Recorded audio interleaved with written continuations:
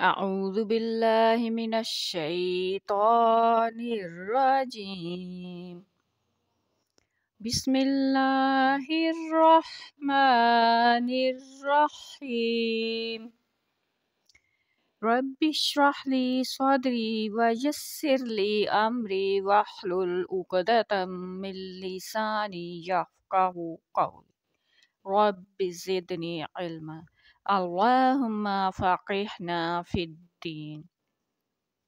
سورہ الناسیات، بسم اللہ کے بعد 5 آیات ہیں اس کی، اور ان کی 5 آیات کی ایک ساتھ ہی تفسیر آتی ہے۔ جب ہم ان آیات کو پڑھتے ہیں تو اس کے معنی میں کچھ تکرار ہے اور کچھ اختلاف بھی ہے، لیکن کچھ معنی ایسے ہیں جن میں سب مفسرین کا اتفاق ہے۔ تو جب ہم تکرار اور اختلاف کو پڑھتے ہیں تو اس کو سمجھنے میں مشکل ہوتی ہے۔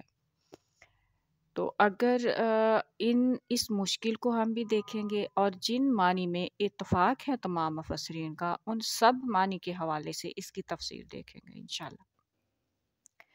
اور اگر ہم ان آیات کی چند جملوں میں تفسیر دیکھنا چاہیں یا ایک چھوٹے سے پیراگراف میں، تو وہ بہت ساری تفاسیر میں مل جاتی ہے، لیکن اس میں جو تکرار اور اختلاف معنی میں ہوتا ہے اس میں ہماری تسلی نہیں ہوتی کہ یہ کیا ہے، کیوں اختلاف ہے یا کیوں تکرار ہے معنی۔ تو ان تمام مسائل کا حل بھی دیکھیں گے اور اس کی تفسیر جو ہے اس کو گہرائی میں جا کے دیکھیں گے۔ تو یہ انشاءاللہ ہم سٹیپ بائی سٹیپ اس کو لے کے چلیں گے۔ تو آج ہم اس کی تلاوت اور اس کا جو ہے لغت میں اس کے جو معنی ہیں ان آیات کے، ہم وہ دیکھیں گے انشاءاللہ۔ شروع کرتے ہیں۔ بسم اللہ الرحمن الرحیم والنازعات غرقا والناشطات نشطا والسابحات سبحا فالسابقات سبقا فالمدبرات امرا۔ الحمدللہ۔ والنازعات، قسم ہے سختی سے کھینچنے والوں کی، غرقا ڈوب کر، والناشطات اور ان کی جو بند باندھتے ہیں۔ اچھا، اس کے 2 معنی آتے ہیں، بند باندھنے والے بھی اور بند کھولنے والے بھی۔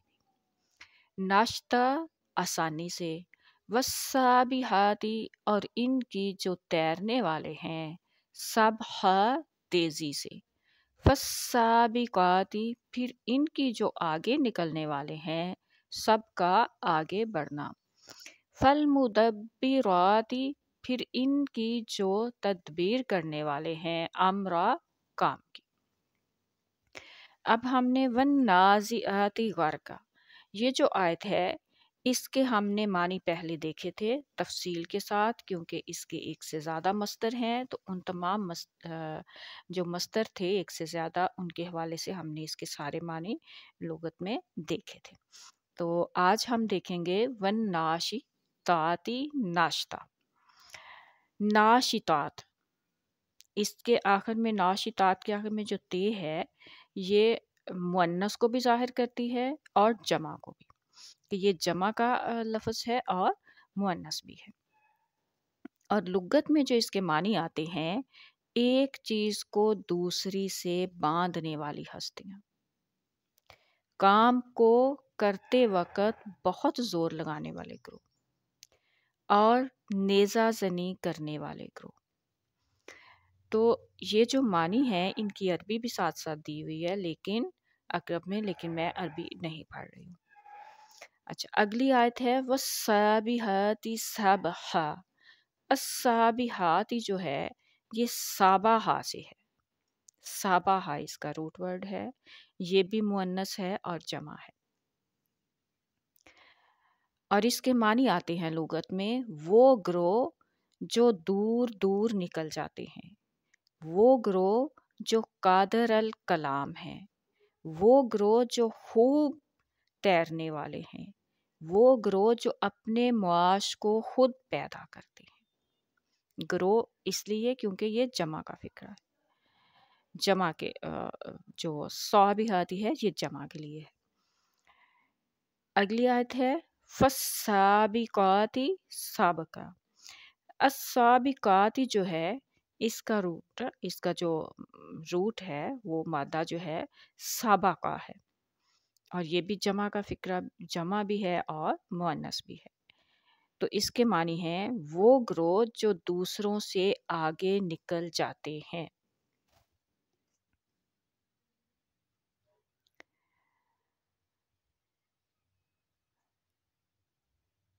پھر ہے فالمدبرات امرا۔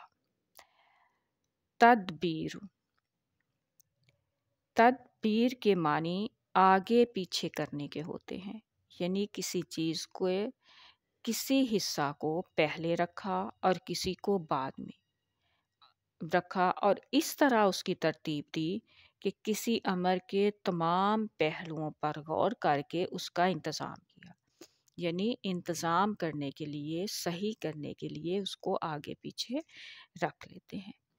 فالمدبرات امرا کے معنی ہوں گے، اور یہ اس معنی یہ ہوں گے کہ کسی بات کے تمام پہلوؤں کو دیکھ کر معاملہ کا انتظام کرنے والے گروہ۔ مدبر کے لفظ میں منتظم کا فرض بھی بیان کر دیا گیا ہے کہ وہ تمام پہلوؤں کو دیکھ کر انتظام کرتا ہے، یہ نہیں ہوتا کہ وہ ایک بات کو تو دیکھے اور دوسری باتوں کو نظر انداز کر دے۔ اب اس سے آگے ان آیات کے متعلق مفسرین کے جو قول ہیں وہ مختلف ہیں، مختلف قول ہیں مختلف مفسرین کے، لیکن اس کو ہم انشاءاللہ نیکسٹ ایپیسوڈ میں دیکھیں گے۔ آج کے لیے اتنا ہی۔ السلام علیکم ورحمۃ اللہ وبرکاتہ۔